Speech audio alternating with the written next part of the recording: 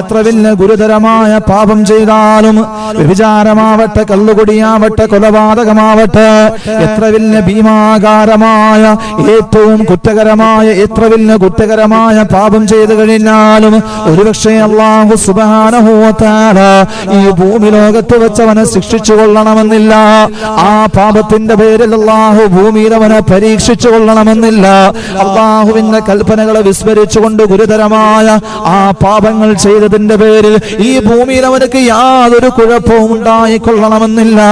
അല്ലാഹു ഉദ്ദേശിച്ചു കഴിഞ്ഞാൽ അല്ലാഹു അത് പരലോകത്തേക്ക് മാറ്റിവെക്കും സഹാബ. അതെത്ര വലിയ ഗുരുതരമായ പാപമാണെങ്കിലും ശരി, എത്ര വലിയ ഗുരുതരമായ പാപങ്ങളാണെങ്കിലും ശരി. അതുകൊണ്ടല്ലേ എത്രയോ വലിയ ഹറാമുകൾ ചെയ്യുന്നവർ, എത്രയോ വലിയ കൊലപാതകങ്ങൾ നടത്തിയവർ, ഏറ്റവും അതമ്പതിച്ച് നടക്കുന്ന തിന്മയുടെ കൂട്ടുകാരായി നടക്കുന്ന തമ്മാടി കൂട്ടങ്ങൾ ഈ ഭൂമിയിൽ സുഖലോലുപതയോടുകൂടി ജീവിക്കുന്നില്ല. ഒരു പ്രശ്നവുമില്ലാതെ, ഒരു പ്രതിസന്ധിയുമില്ലാതെ, ഒരു മാനസിക പിരിമുറുക്കങ്ങളുമില്ലാതെ എത്രയോ വലിയ തമ്മാടികളെ, കൊടും കുറ്റവാളികളെ ജീവിക്കുന്നുണ്ട്. അല്ലാഹുവിന്റെ പ്രവാചകൻ അവിടെ നിന്ന് പറയുകയാണ്, എത്ര വലിയ പാപമാണെങ്കിലും അല്ലാഹു ഉദ്ദേശിച്ചു കഴിഞ്ഞാൽ അതിന്റെ ശിക്ഷ അല്ലാഹു പരലോകത്തേക്ക് മാറ്റിവെക്കും സഹാബ. എന്നിട്ട് അല്ലാഹുവിന്റെ പ്രവാചകൻ അവിടെ നിന്ന് പറയുകയാണ്, പക്ഷേ ഒരു പാപമുണ്ട് സഹാബത്ത്, പക്ഷേ ഒരു പാപമുണ്ട്. അല്ലാഹു സുബ്ഹാനഹു വ തആല അതിന്റെ ശിക്ഷ ഈ ഭൂമിയിൽ തന്നെ നൽകുമെന്ന് നബിയുനാ റസൂലുള്ളാഹി.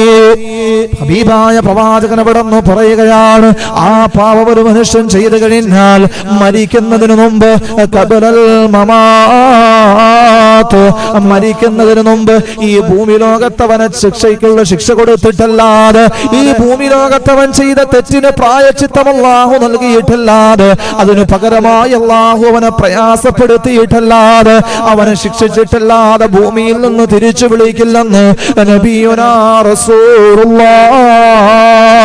പ്രിയമുള്ള സഹോദരങ്ങളെ, ഏത് പാപമെന്നറിയുമോ?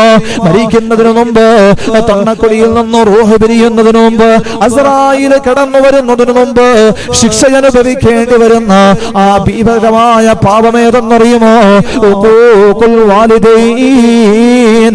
അത് മാതാപിതാക്കളെ ഉപദ്രവിക്കലാണ്, അത് മാതാപിതാക്കളോട് മോശമായി പെരുമാറലാണ്, അത് മാതാപിതാക്കളെ പ്രയാസപ്പെടുത്തലാണെന്ന് നബിയുനാ റസൂലുള്ളാഹ്.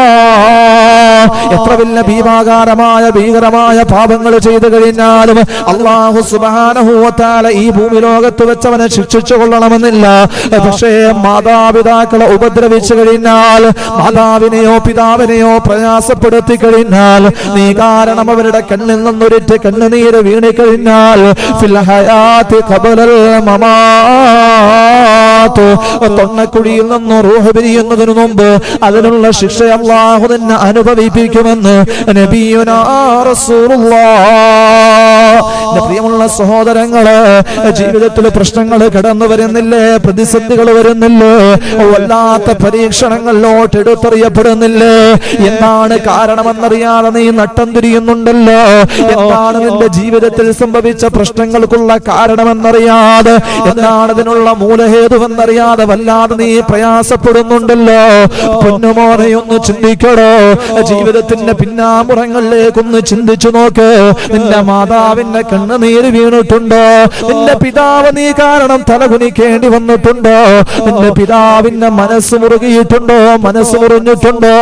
നിന്റെ ഏതെങ്കിലും പ്രവർത്തനമോ വാക്കോ അവരുടെ രണ്ടുപേരുടെയും ജീവിതത്തിൽ പ്രയാസങ്ങൾ ഉണ്ടാക്കി കഴിഞ്ഞാൽ, അവരുടെ സന്തോഷത്തെ കെടുത്തി കഴിഞ്ഞാൽ, അവർക്ക് നീ കാരണം ബുദ്ധിമുട്ടുണ്ടായി കഴിഞ്ഞാൽ, ഫിൽ ഹയാത്തി ഖബറൽ മമാത്ത്, തൊണ്ണക്കുടിയിൽ നിന്ന് റൂഹ് പിരിയുന്നതിന് മുമ്പ് അല്ലാഹു നിന്നോട് പകരം ചോദിക്കുമെന്ന്, അല്ലാഹു നിന്നെ അനുഭവിപ്പിച്ചിട്ടല്ലാതെ ഭൂമിയിൽ നിന്ന് തിരിച്ചു വിളിക്കില്ലെന്ന് നബിയുനാ റസൂലുള്ളാഹ്.